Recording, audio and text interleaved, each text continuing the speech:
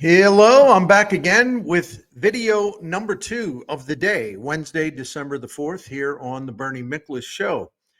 I did something earlier on the Blues and the way they've changed things for the better under Jim Montgomery. That you can catch that now. Just go take a look at it later on if you want, in case you missed it. I want to talk about the Cardinals. Boy, they're busy, busy, busy. We're talking about the reorganization of the organization, if you will. Bill DeWitt hired Chaim Bloom. Chaim Bloom was given the assignment of rebuilding the Cardinals minor league and player development system, even though the Cardinals have been drafting some good talent. We've been over this a long, long time, many, many times.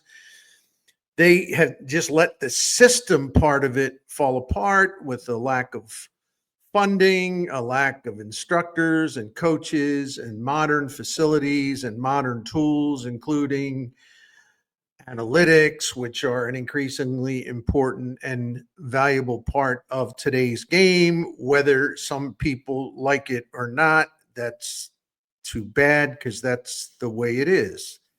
And if you are defaulting on that competition to modernize your organization, then what's going to happen is you're going to go from being one of the most successful franchises on the field in Major League Baseball over a long period of time, and you're going to lose your pace, your place, you're going to lose your prominence, you're going to lose your prestige, and you are going to just kind of deteriorate into mediocrity, which is where the Cardinals are now, which is why Bill DeWitt felt it was important to dramatically change things. So instead of throwing money away on, I don't know, another couple, 3 mid-level free agents who will not make the team any better, for the present or the near future, DeWitt is smart to invest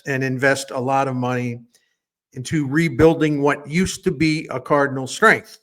Really smart, really advanced player development with the teaching and instruction to go with it, with the scouting and using analytics to identify performance traits that might give a player a chance to be pretty good, or a pitcher pretty good in the majors. And other teams overlook these traits because the Cardinals had the advantage with Jeff Luhnow and all his analysts. And so that's how they got so many players, for example, that were on that 2011 team that won the World Series. These were all, like, so many of those guys were homegrown players. So I'm sorry that I started off with a history lesson, but, and I'm going to do another video that's longer than, say, 3 minutes, which will get some people's underwear all squeezed up in a bunch or something. But anyway, I try to be detailed. I try to be thorough. I try to pass along what I've learned through my research and through my reporting, getting in touch with people in the know, and having established relationships all around town in nearly 40 years of doing this. So let's get you up to date now that I've gotten that nonsense out of the way. Bill DeWitt hired Chaim Bloom, and now Chaim Bloom has been hiring a lot of people to start to put the plan in action. And then Chaim Bloom, of course, is going to be taking over for John Mozeliak and running the whole shebang after 2025. So follow along with me here, because I made some notes. I ought to just sit here and read. It would go by faster because I had to do it, right? So much information. So Chaim Bloom's first major hire was Bloom-Cerfolio, who was the assistant general. He's now the assistant general manager who will oversee player development and performance. And this is a big time job. Assistant general manager doesn't capture the meaningful, substantial, and vital nature of Bloom-Cerfolio's job, right? Because Bloom-Cerfolio, who is now, in charge of player development, this also means that he's the one hiring people that will make the Cardinals player development program great again, the way it was for decades, with people like George Kissel and Dave Ricketts and Mark DeJean and oh my gosh, on Jose Akendo, on and on and on. And the Cardinals let that fall apart, and they got to fix it. Gosh, they owe it to the people who came before them. And no, I'm not being corny. You can't let George Kittle's baby starve, right? You owe it to him to maintain these high standards. So Cerfolio seems to me to be a great fit for doing this, because I'm looking at today, because the Cardinals announced some hirings. I'm looking today at who they brought in, who Cerfolio brought in. Yeah, with Bloom overseeing things, sure. But in the end, this is Cerfolio's responsibility. Who he hired to assist him in revitalizing the minor league farm system program. So let's go through this. I got some stuff. So, number one, Cerfolio hired Larry Day as the St. Louis farm director.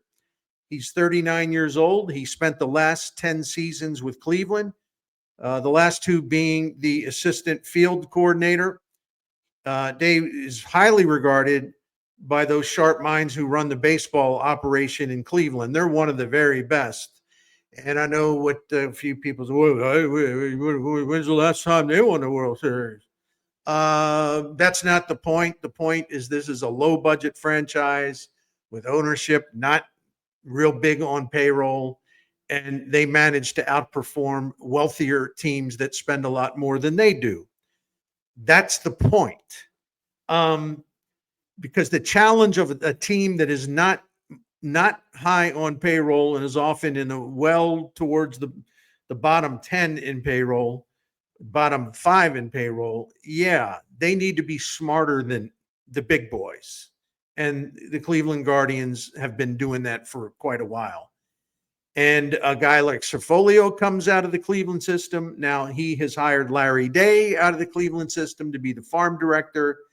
And Cerfolio was viewed around baseball as kind of one of the rising stars in terms of front office executives who will play a really prominent role and get a big job and be someone that'll be at the forefront or close to it. And now Cerfolio, coming out of Cleveland, has brought one guy with him in Larry Day, who's considered another rising star in front office circles. Now he's going to get a bigger opportunity in St. Louis. So DeWitt brought in Bloom, who's a really smart guy about a lot of things. He'll have some things to prove once he takes over, but there's no reason in the world to talk about that now. We be talking about what his job is right now, okay? Not what he's going to, well, what's he going to do in 2028? I ain't worried about it. It ain't here. He's not in charge of the baseball operations. So I've got some stuff about Bloom, which is mostly good, but there's some concerns that even I have. When we get to that part, I'm doing the Nick Saban. You know how he chops when he talks? When we get to the part where he's running things, then there will be some questions about whether he'll be astute in this area, that area, this area. But for now, in terms of the organization Chaim Bloom is setting up, this is nothing but positive. Cerfolio, that's an ace hire. Larry Day is an ace hire. And it doesn't end there. Cerfolio has also hired, and this dude is something else. Wait till I tell you more about him. Cerfolio also hired, and this was announced today, Carl Cohan as the Cardinals director of performance. And what is that? Well, first of all, let me start out by telling you the Cardinals have never had a director of performance. And basically, it's probably what you might guess it is, strength, conditioning, flexibility training, nutrition, all kinds of stuff that just go into making you a better athlete and a smarter athlete. And I'll tell you more about Cohan a little bit later on, about some of his personal background and some of what is really good about him and the reputation he has. But let me just at this moment, let me leave it at this for you, okay? He spent 10 years with the Giants, and he was so good. Carl Cohan was so good at his job. First of all, he won a major award, Strength and Conditioning Coach of the Year in 2016.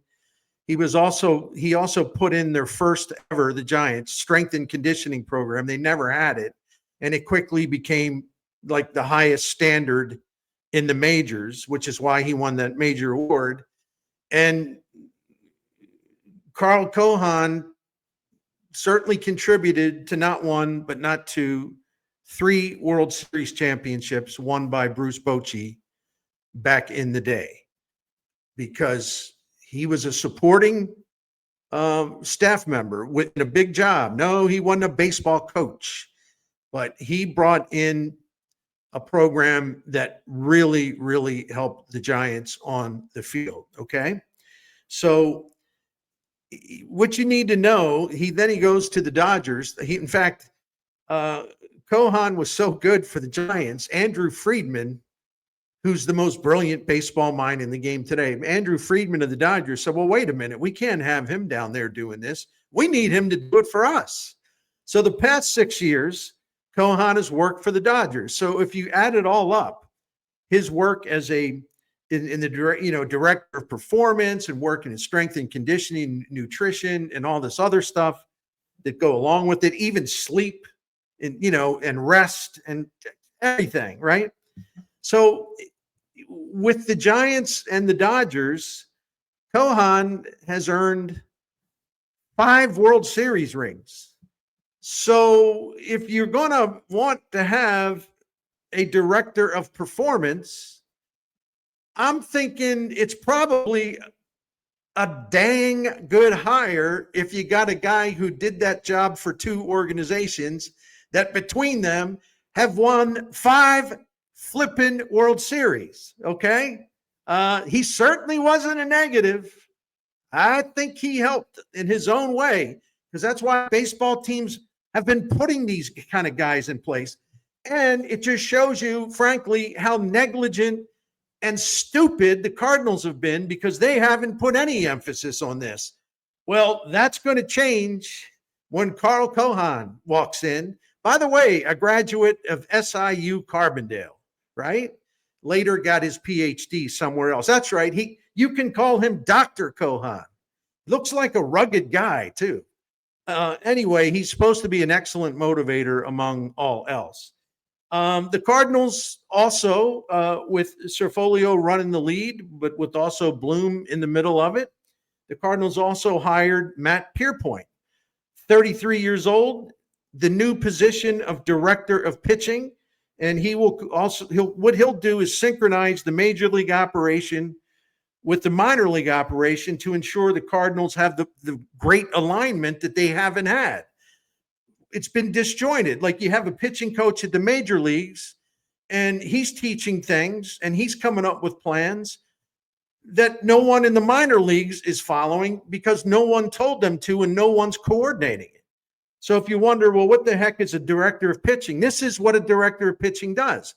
He gets the major league program and the minor league program synchronized, and it becomes one operation. And so when guys come to the major leagues, they're already well-versed and totally up to speed, and they have been indoctrinated into what the philosophy and the plans and the methods are at the major league level. It's not hodgepodge. It's not scatter shooting, right?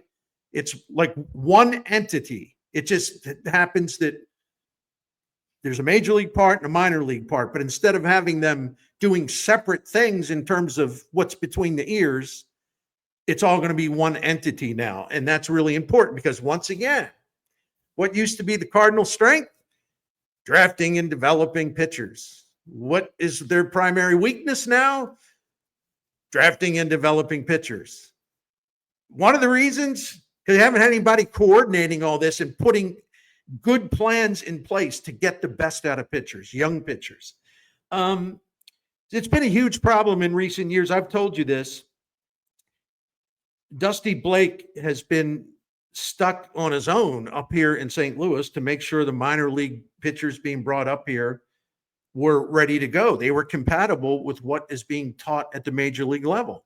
Dusty Blake can't be everywhere. That's why I have some empathy for him. And I've told you this before. I used to make fun of him because all I ever used to see with him is in those dugout shots, on the TV games. He's always looking at an iPad. So I called him Coach iPad. And I'll say it again. I owe him an apology. I think he's actually really smart. What I didn't realize is the fact he basically was getting no help whatsoever, not even from the standpoint of having the major league, what his beliefs are that are in effect in the major leagues were not being administered to in the minor leagues. This is just pure craziness, and it shows you how bad things have been. Thank you, Chaim Bloom. Thank you, Bloom-Cerfolio. You all are changing that, and it's about time. And people ought to be worrying more about that and recognizing that this is really great stuff instead of talking about how the Cardinals should go sign some player for $12 million who's not even worth it, or whatever the hell it is you want. I don't know.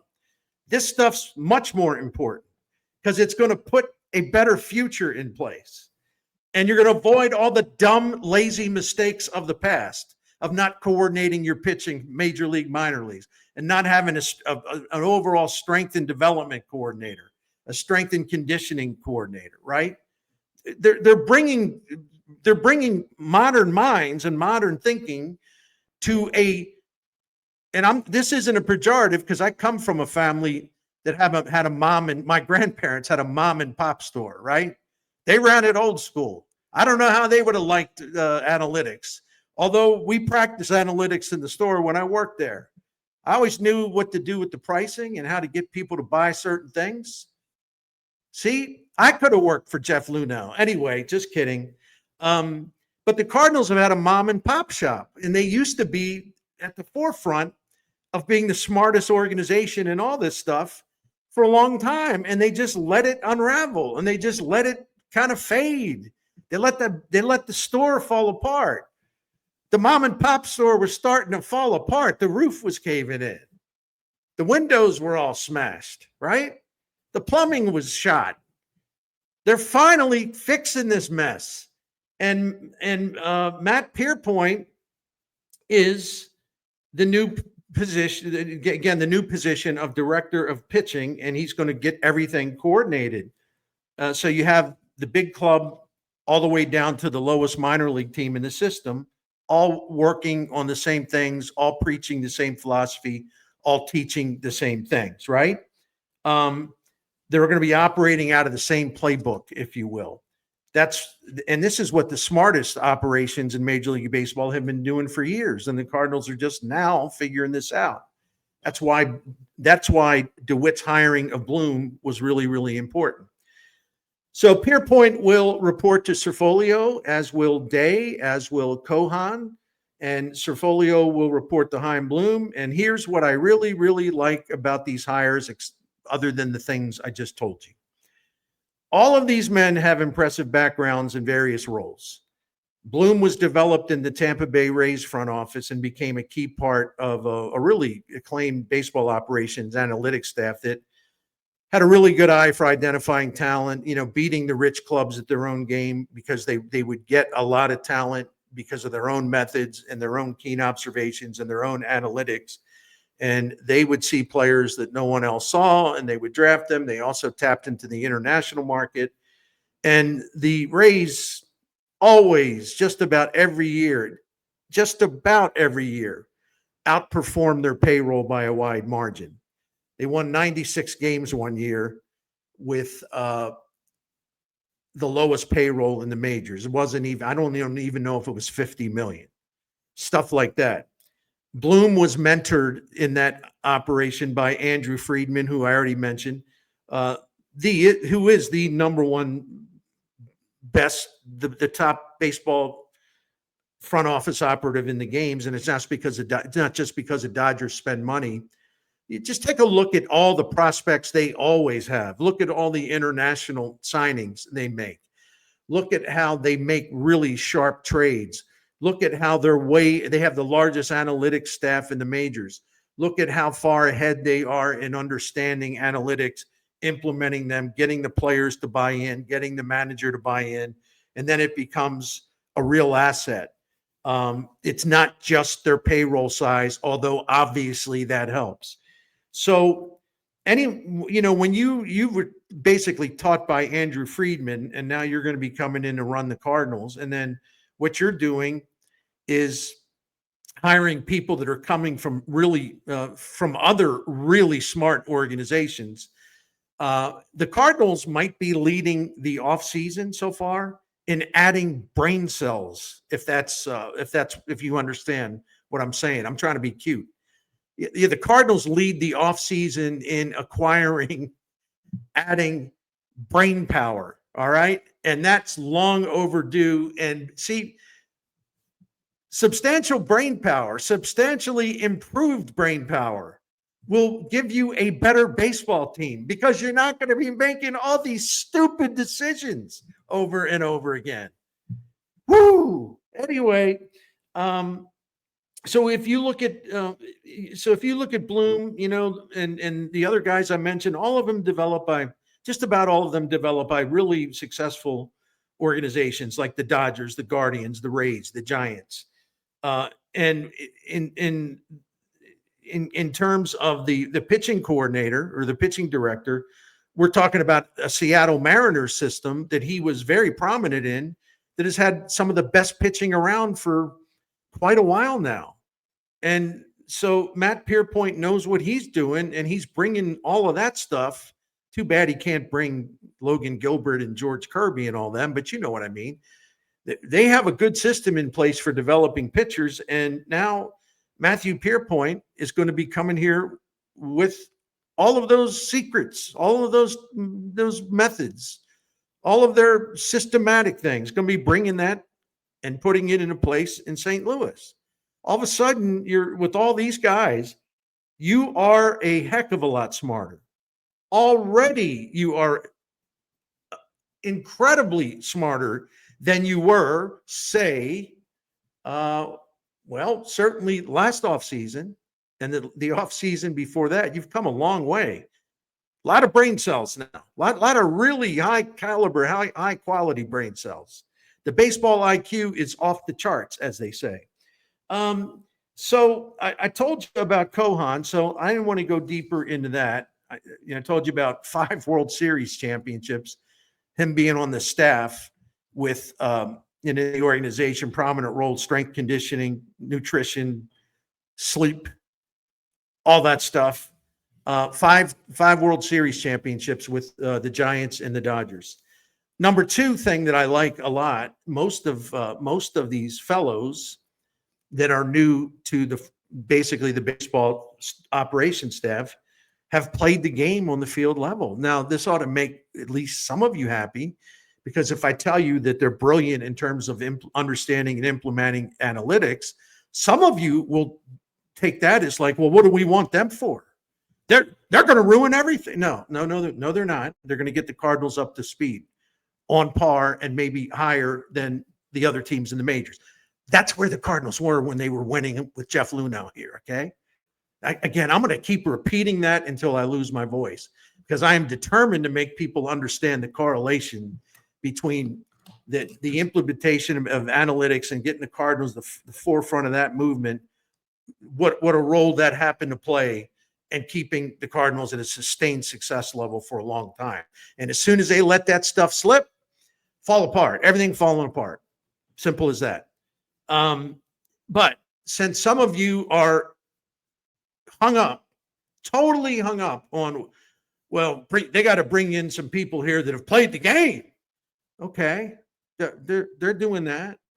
They're doing that. And is it okay if the fact that these guys aren't in Cooperstown, they're not, none of them were ever Major League All-Stars? But I have found in my experience, a lot of times some of the smartest baseball people around are minor league ball players who weren't good enough to play in the majors. But boy, did they learn a lot. You want to know one example? Earl Weaver's an example. Sparky Anderson is an example. There is a bunch of examples. Anyway, let's talk about Dave. Like, for example, okay, let me do this because I got a lot to cover here. Cerfolio pitched for the former Cardinals pitcher, very big in 1982, the World Series championship. John Stuper was the coach at Yale, and Rob Cerfolio pitched for him at Yale and was kind of a bulldog left-hander, tough as could be, did well at Yale, and he got drafted late in the draft, the year he was graduated, The Dodgers took him late. He never pitched in the majors.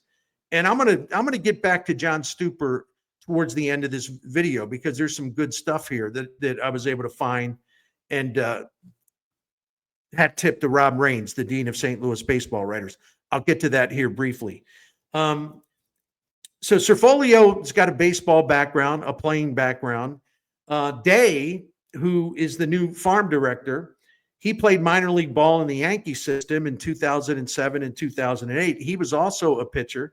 He became first base coach at Vanderbilt for 5 years. That's one of the best college baseball programs there are. And then he joined Cleveland, and he was in Cleveland for 10 years. He was a hitting coach in the minors. He was a manager in the minors. He became Cleveland's player programs coordinator, and then he moved up to field coordinator. So he's been teaching all the baby guardians down in minors and even at the majors. So those of you who are, as you should be, into fundamentals and playing the game the right way, this is what Day has been doing, helping the Cleveland Guardians have that kind of team ready to go, okay? He's a fundamentals guy. Now he's going to be the farm director, so you better believe the Cardinals will be getting back to fundamentals down in the minor leagues, because this is what Mr. Day's, I'm glad he's not Ryan Day, by the way. I'm glad this is his background, right? Because the Cardinals need that fundamental sharpening in the worst way for when these guys are ready. Let me put it to you this way. As the farm director, okay, I don't think Day, the new farm director here, I don't think the Jordan Walker fiasco would have ever seen the light of day. Like, if he got a call, let's just go back in time. If he got a call from John Mozeliak, he said, yeah, we're thinking about this, and we want to move Walker to right field from third base. Well, he's never played right field. We need some time to really develop him and work with him and teach him the fundamentals. This is a pretty big deal. Well, no, we think you should just move him there for the final 6 weeks of the season, and then we'll go from there and just help him as much as you can. Do you think this fella Day would have said, oh, okay, boss? He would have said, look, you can fire me, but this is crazy. The young man ain't going to be ready to play right field in the big leagues. And that's exactly what happened, because the Cardinals give him any playing time, not enough in the minors to even help him, and they didn't have an outfield instructor. Do you think this kind of nonsense, this nuttiness is going to happen from here on out with these people that have come in the organization? Not a chance. So I'm giving you like an example of what could be different, and what unfortunately is a little too late for Jordan Walker's conversion to right field. Let's talk about Pierpoint, the pitching director. He pitched in college. He was drafted by the Rockies. He played 8 seasons of minor league ball, moved into coaching. He's 33 years old. During his time in the Seattle organization, working with the pitchers in various roles, and he was the actual big league pitching coach in 2022. But during his time in the Seattle organization, 21 through 2024, the Mariners had, over that time, 7th best ERA overall in the majors. And when he was Seattle's major league pitching coach in 2022, the Mariners had the 8th best team ERA in the majors. And Seattle's starters, and remember, Pierpoint was part of that whole pitching operation last year. Seattle starters had the best ERA among the 30 teams. They have a really good system in place. Yeah, you need talent, but the Cardinals have had some talent come through the ranks. They're not ready. They're not prepared. They're not smart, or they weren't smart. Michael Wacha was like the last guy, Jack Flaherty in 2019, but we later figured out he's one of these not as smart as he thinks he is type of guys, right? But he also wasn't getting he wasn't getting the help that he needed at the kind of high level that a Matthew Pierpoint will be providing to future Redbird pitchers, right? The ones that are growing in their system. Now, anyway, Pierpoint seems like an ideal fit to me for what the Cardinals are doing as they attempt to recapture or to rebuild their strength, which is developing pitchers. And that's the thing that kept them in business, winning at a high level for a long time. That was one of the things, but it was a key part of their team. All right, I'm about to wind this down. So bear with me. Let's get back to John Stuper. And I want to thank Rob Raines, again, the Dean of St. Louis baseball writers, a Hall of Famer, Missouri Hall of Fame, St. Louis Sports Hall of Fame. And he has done an excellent job for a long, long time. So when Bloom hired Cerfolio, Rob Raines put in a call to John Stuper, whom he covered when Stuper was a pitcher for the Cardinals. And Stuper was really, really excited about Cerfolio coming to the Cardinals. He was really, really excited. So let me read you some of this, okay? I'll tell you some of this. Pass it along. And thanks to Rob Raines once again. Some of the observations from John Stuper. He said, quote, if you watch how the Guardians play ball, they do things like old school teams at times, like hit and run, squeeze plays. They don't act like other teams act. That's observation number one. And Cerfolio's part of that mindset. So that ought to make some of you feel better about that, right? Because you want that more of that kind of baseball, at least that kind of baseball being part of what you do. Stuper said, quote, I really see a lot of the Cardinals in the Guardians. And what he's referring to is the Cardinals that he pitched for, okay? I really see a lot of the Cardinals in the Guardians, and that's why I see Cerfolio as a really good fit. I think one of the reasons they're bringing him in is to modernize the organization. I think he's a really nice combination, a kind of old school with that modernization, and I think the two can coexist. Stuper continued to Rob Raines saying, quote, I don't think analytics should be the be-all and end-all, but I think it should be a tool in your toolbox. Thank you. You can do both. And I think that's what Surf, as he calls Cerfolio, is going to bring to the organization. Finally, we have, because you don't believe me. Some of you, when I say it, you don't believe me. It's not a choice between analytics and old school. You can do both, okay? You can really do both at the same time. The best of both worlds, right? Okay. Stuper, by the way, played a role in Cerfolio getting into the major leagues or the major league path.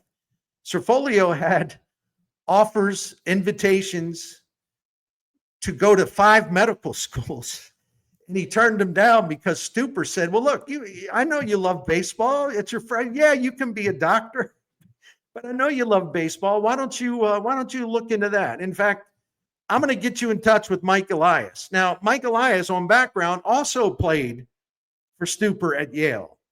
So he got the two Yaleys in touch with each other, and Elias is no minor figure in this. Elias was the best. Well, Jeff Luhnow put together maybe the best team of analysts ever up to that point in a major league front office in St. Louis. And one of his best analysts was young Mike Elias. And Elias followed Luhnow to Houston. Then he went to Baltimore, and he oversaw this great rebuild of the Orioles. Mike Elias is really good. So Mike Elias got in touch. They got in touch, and Elias gave Cerfolio some advice. And now all of a sudden, Cerfolio's going to be a very big part of the St. Louis Cardinals. And you can give a hat tip to John Stuper for that. So he said, and this is the last thing, quote, Mike Elias began as a Cardinal, and I'm in touch with him a lot. Now I've got another guy with the birds on the bat, and I'm really excited about that. I know he's really good at his job, and he's an amazing guy. Rob Cerfolio is one of the best people who ever walked through the doors of my clubhouse. That's quite an endorsement from a very popular, even now, member of that 1982 rotation, John Stuper. So he is way up on Cerfolio, and let's add this part with the news we have today of Cerfolio's first round of hires, right? Stuper knew what he was talking about when he said how smart this guy is, right? And how good he would be at this job. because Cerfolio's now a member of the Birds and the Bat family. And what did he do? The first thing he did, the first announcement he made, brought in a whole new set of really, really, really smart baseball men who have the kind of backgrounds that should be really exciting to people who have been wanting the Cardinals to get smarter and better and to change their outdated ways. Anyway, 35 minutes, that's enough. But man, when you have all of these hirings and all of these changes, and they're remodeling the front office as we speak, not with furniture, but what's up here. Your St. Louis Cardinals are a hell of a lot smarter today than they were a year ago at this time. I mean, a hell of a lot smarter from an organizational standpoint. That should put you in a good mood, if only for one day, right? Anyway, that's all I have to say. I'm just teasing you. Thank you, as always, for watching The Bernie Miklasz Show.